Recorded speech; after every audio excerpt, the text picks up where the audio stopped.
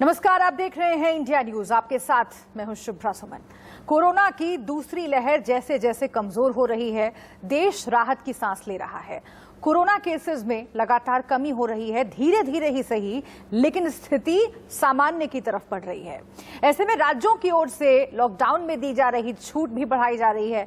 दिल्ली, महाराष्ट्र समेत देश के कई राज्यों में आज अनलॉक का पहला चरण शुरू हुआ है। इसमें लोगों को काफी रियायतें दी गई हैं। पिछले 1.5 महीने से कारोबार और रोजगार बंद होने से लोगों को कई मुसीबतों का सामना करना पड़ा।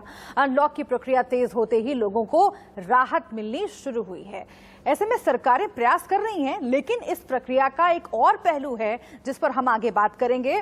अनलॉक के ऐलान के साथ ही कई तस्वीरें आई हैं चिंता पैदा करने वाली। ये तस्वीरें लापरवाही और बेफिक्री की हैं। महाराष्ट्र, दिल्ली, जो कि कोरोना की दूसरी लहर से सबसे ज्यादा प्रभावित रहे हैं, वहां लॉकडाउन के खुलते ही ऐसा लगा जैसे लोग कोरोना प्रोटोकॉल भूल चुके हैं। ये लापरवाही भारी पड़ सकती है। दिल्ली और महाराष्ट्र में पहले दिन के अनलॉक को लेकर हम बात करेंगे, लेकिन उससे पहले एक बहुत महत्वपूर्ण खबर। प्रधानमंत्री नरेंद्र मोदी के बड़े ऐलान से रूबरू कराना आपको जरूरी है। आज देश के नाम दिए अपने संबोधन में पीएम मोदी ने कई बड़े ऐलान किए। देश में वैक्सीन को लेकर हो रही सियासत पर पीएम मोदी ने पूर्ण रूप से विराम लगाने की कोशिश की है। कई घोषणाओं के साथ साथ पीएम मोदी ने किसी का नाम लिए बिना राज्यों पर भी हमले किए। पीएम ने कहा कि पूरे देश में वैक्सीनेशन की जिम्मेदारी 21 जून से केंद्र की होगी और 18 साल से ज्यादा उम्र के सभी लोगों को मुफ्त टीका मिलेगा। इसके अलावा वैक्सीन की कमी को लेकर केंद्र के ऊपर उठ रहे सवालों को भी साधने की पीएम नरेंद्र मोदी ने कोशिश की, उसके भी जवाब दिए। आपको सुनवाते हैं।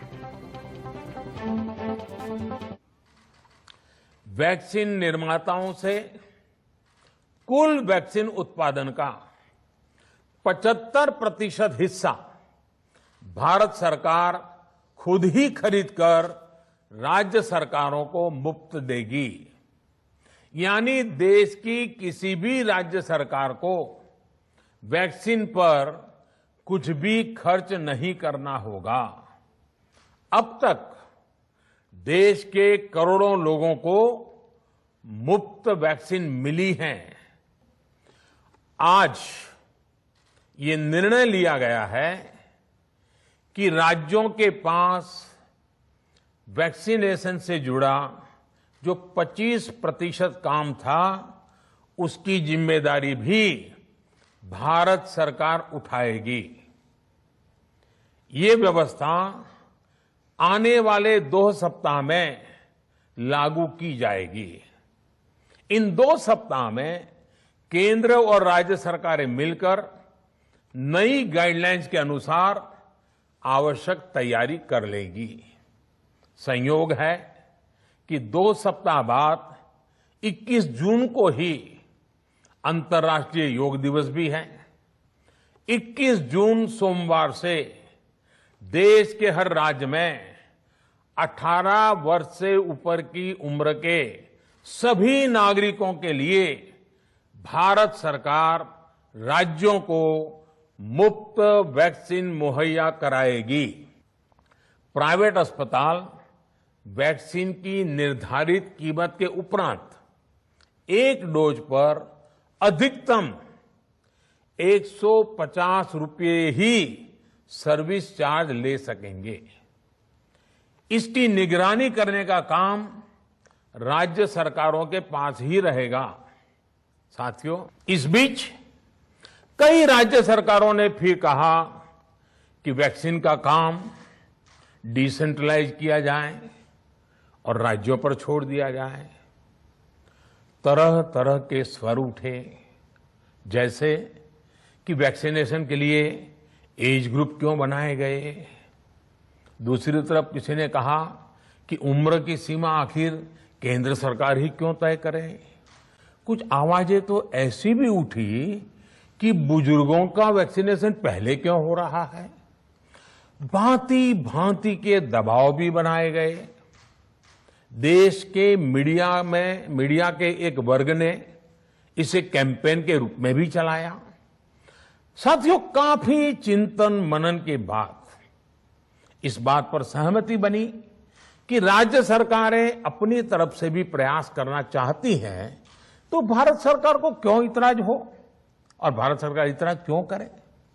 राज्यों की इस मांग को देखते हुए, उनके आग्रह को ध्यान में रखते हुए 16 जनवरी से जो व्यवस्था चली आ रही थी, उसमें प्रयोग के तौर पर एक बदलाव किया गया।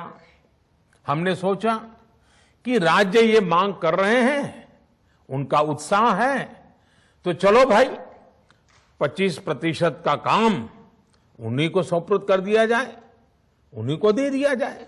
स्वाभाविक है 1 मई से राज्यों को 25% काम उनके हवाले कर दिया गया। उसे पूरा करने के लिए उन्होंने अपने अपने तरीके से प्रयास भी किए। इतने बड़े काम में किस तरह की कठिनाइयां आती हैं, ये भी उनके ध्यान में आने लगा। उनको पता चला पूरी दुनिया में वैक्सीन की क्या स्थिति है, इसकी सच्चाई से भी राज्य परिचित हुए। और हमने देखा एक तरफ मई में सेकेंड वेव, दूसरी तरफ वैक्सीन के लिए लोगों का बढ़ता रुझान, और तीसरी तरफ राज्य सरकारों की कठिनाइयां। मई में 2 सप्ताह बीतते बीतते कुछ राज्य खुले मन से ये कहने लगे कि पहले वाली व्यवस्था ही अच्छी थी। तो पीएम मोदी के संबोधन के कुछ अंश हमने आपको सुनवाए। अब इस संबोधन पर किस तरह विपक्ष और बीजेपी में वार पलटवार हो रहे हैं, वो आप देखिए। महीने में 3 अलग अलग निर्णय नरेंद्र मोदी जी ने लिए और उनकी सरकार ने। 16 जनवरी 2021 को निर्णय लिया कि 45 साल से अधिक की आयु के लोगों का ही टीकाकरण होगा, उससे कम की आयु के लोगों का वैक्सीनेशन होगा ही नहीं। पूरे देश में बवाल उठा। अदालत से लेकर राजनीतिक दलों से लेकर कांग्रेस पार्टी और दूसरे दलों ने, लोगों ने आवाज उठाई कि 45 वर्ष से आयु के कम का क्यों नहीं। और फिर 1 मई 2021 से 18 साल से 45 साल के बीच की आयु के भारतीयों के टीकाकरण की जिम्मेवारी का ठीकरा मोदी जी ने प्रांतों पर गढ़ दिया। कहा कि 18 से 45 के लोग भारत सरकार की जिम्मेवारी ही नहीं। कांग्रेस पार्टी जिस प्रकार की भ्रम फैला रही है, रणदीप सुरजेवाला निकलकर कह रहे हैं और बाइट दे रहे हैं कि पूरे हिंदुस्तान के लिए फ्री नहीं होगा, ये मुफ्त नहीं होगा, ये सरासर गलत है, ये भ्रम फैलाने वाली बात है। मोदी जी ने स्पष्ट रूप से कहा है हर किसी के लिए, चाहे वो गरीब हो, चाहे वो मध्यम वर्ग का हो, हर किसी के लिए ये जो वैक्सीन है ये मुफ्त होने वाला है।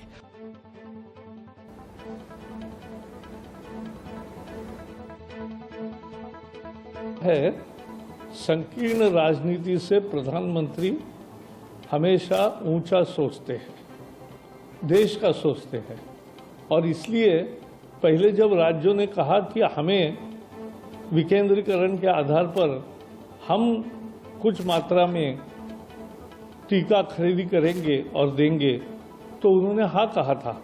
लेकिन जब 15 दिन के बाद सभी राज्यों को अनुभव आया और उन्होंने कहा नहीं आप ही करिए, तो वो निर्णय किया।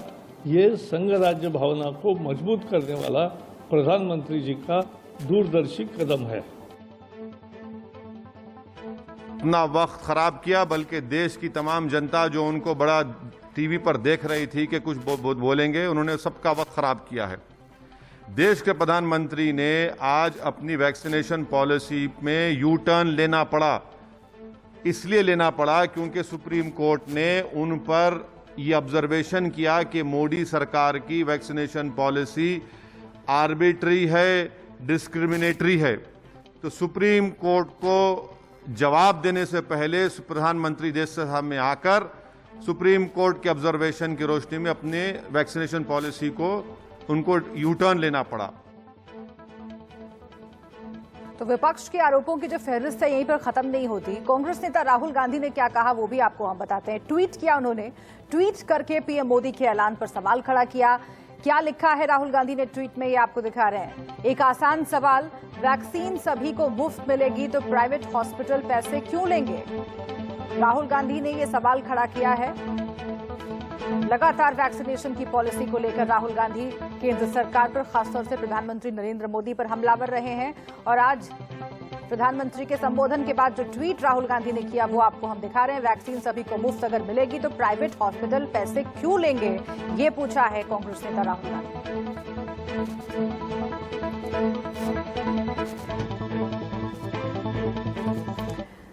आज केंद्र सरकार ने वैक्सीनेशन पॉलिसी में जो बदलाव किया है वो कमोवेश सुप्रीम कोर्ट की मंशा के मुताबिक है।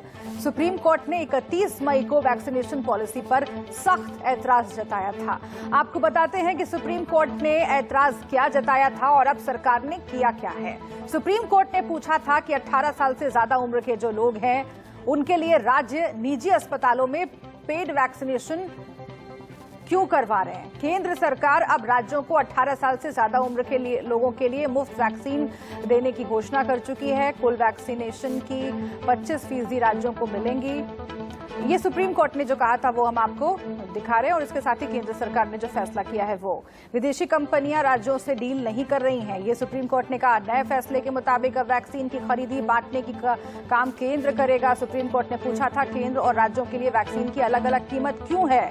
अब केंद्र सरकार ही पूरी वैक्सीनेशन की जिम्मेदारी ले रही है, खरीदेगी पूरा वैक्सीन और उसके बाद वो राज्यों को देगी। सुप्रीम कोर्ट ने सवाल किया था कि अस्पतालों में ज्यादा कीमत पर वैक्सीन आखिर क्यों मिल रही है। नए फैसले के मुताबिक अब निजी अस्पताल वैक्सीन पर सिर्फ 150 रुपए सरचार्ज ले सकते हैं। लेकिन इस पर भी कांग्रेस नेता राहुल गांधी ने जो सवाल किया है, जो ट्वीट किया है, वो भी हमने आपको दिखाया। लेकिन सबसे महत्वपूर्ण बात यह कि विपक्ष का यह कहना है सुप्रीम कोर्ट की सख्ती के बाद, सुप्रीम कोर्ट की फटकार के बाद केंद्र सरकार को यह फैसला करना पड़ा है और उसमें राज्यों का जो दबाव है वो भी लगातार काम कर रहा था। ये तो बात हुई वैक्सीनेशन की, लेकिन अब अनलॉक की प्रक्रिया भी चल पड़ी है। इसीलिए हम बात करेंगे अनलॉक में जो लापरवाही हो रही है उसकी।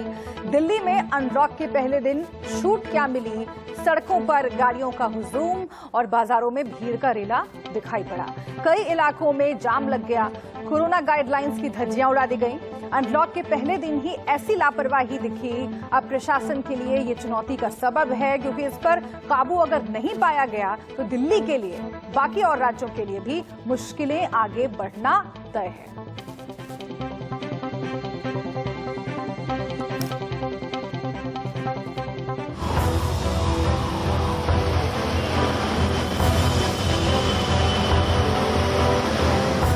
कोरोना की दूसरी लहर से मची हाहाकार के बाद जब देश की राजधानी में हालात तेजी से सामान्य हो रहे हैं, तो केजरीवाल सरकार ने अनलॉक की मुहिम शुरू कर दी। इससे पहले 1.5 महीनों से घरों में कैद लोगों को, खासतौर पर व्यापारियों को राहत मिली है, क्योंकि न सिर्फ कोरोना ने अपनों को छीना, बल्कि कारोबार में लॉकडाउन जैसी मुसीबत के बाद 2 वक्त की रोटी भी छीन ली। लेकिन राहत मिलते ही जो तस्वीरें सामने आई वो परेशान करने वाली हैं। 2 तस्वीरें हम आपको दिखा रहे हैं, एक दिल्ली के आईटीओ की और दूसरी आनंद विहार बस अड्डे की। दोनों ही तस्वीरों में लापरवाही की सारी हदें पार कर दी गईं। कहीं भीड़ से सड़कें पटी दिखीं, तो कहीं कोरोना गाइडलाइंस की धज्जियां उड़ा दी गईं। कोविड-19 का खतरा, क्योंकि 3rd वेव का खतरा लगातार दिल्ली में बना हुआ है, इसी के चलते लगातार दिल्ली सरकार ने साफ किया है कि लोगों को सोशल डिस्टेंसिंग और कोविड प्रोटोकॉल्स का ध्यान रखना होगा। आप देख सकते हैं तस्वीरों में कितनी ज़बरदस्त भीड़ सड़कों पर इस वक्त नज़र आ रही है। गाड़ियां लगभग रैंक सी रही हैं सड़कों पर, क्योंकि लगातार ट्रैफिक जाम की स्थिति सुबह से ही है। लोग अपने दफ्तर जाना चाह रहे हैं, क्योंकि आज से 50% कैपेसिटी पर दफ्तर भी खोल दिए गए हैं। इसके अलावा साफ तौर पर दिल्ली सरकार के द्वारा अलग अलग जगहों पर चेक किया जा रहा है कि लोग मास्क ज़रूर पहन के रखें और कहीं ना कहीं सोशल डिस्टेंसिंग का पालन करें, कोविड प्रोटोकॉल्स का पालन करें, अथवा उनके खिलाफ कड़ी कार्रवाई हो सकती है। दरअसल दिल्ली में पिछले कुछ दिनों से लगातार 500 से कम मामले सामने आ रहे हैं। ऐसे में लॉकडाउन में राहत देने की कवायद शुरू की गई है। किसी का चालान करना हमारा उद्देश्य नहीं है। हमारा उद्देश्य है कि दिल्ली के शहरवासी जो हैं वो स्वस्थ रहें, बीमार से पीड़ित न रहें। हमने हाल में ही देखा है कि किस प्रकार से अस्पताल में जगह नहीं मिल रही थी, तो वो स्थिति न उत्पन्न हो, सभी कोई स्वस्थ रहे और अपने जो कामकाज है वो कामकाज कर सके। दिल्ली में केजरीवाल सरकार के अनलॉक प्लान पर नजर डालें तो ऑड इवन के हिसाब से मॉल्स और बाजार खुलेंगे। सुबह 10 बजे से रात 8 बजे तक दुकानें, साप्ताहिक बाजार अभी बंद रहेंगे। सरकारी दफ्तर में ग्रुप ए ऑफिसर 100%, सरकारी दफ्तर में ग्रुप बी में 50% अफसर, प्राइवेट ऑफिस में 50% लोग। आवश्यक सेवाओं की दुकानें रोज खुलेंगी। दिल्ली मेट्रो 50% क्षमता के साथ चलेगी। दिल्ली दौड़ने लगी है, लेकिन जिस तरह पहले ही दिन लापरवाही का मंजर देखने को मिला वो डरा रहा है। एक्सपर्ट्स लगातार कोरोना की तीसरी लहर को लेकर चेतावनी दे रहे और अनलॉक को धीरे धीरे आगे बढ़ाने की सलाह दे रहे। अनलॉकिंग की जो प्रक्रिया है, अब हर कोई घर से बाहर आना चाहता है। भाई इकोनॉमी को भी हमें रिवाइव करना है, लेकिन एक जार होता है, उसके अंदर स्प्रिंग होता है, और स्प्रिंग अगर लिड के साथ, ढक्कन के साथ अटैच होता है, उसको मैं खोलता हूं तो मुझे धीरे धीरे खोलना है, नहीं तो स्प्रिंग तो एकदम बाहर निकलेगा।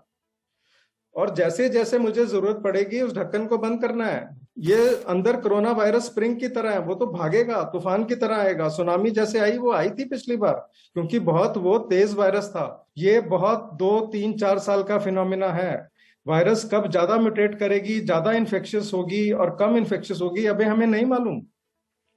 तो इसलिए सप्रेस एंड लिफ्ट हमें धीरे धीरे खोलना है। 25% पे खोलना है, 33% पे खोलना है, 50% पे खोलना है।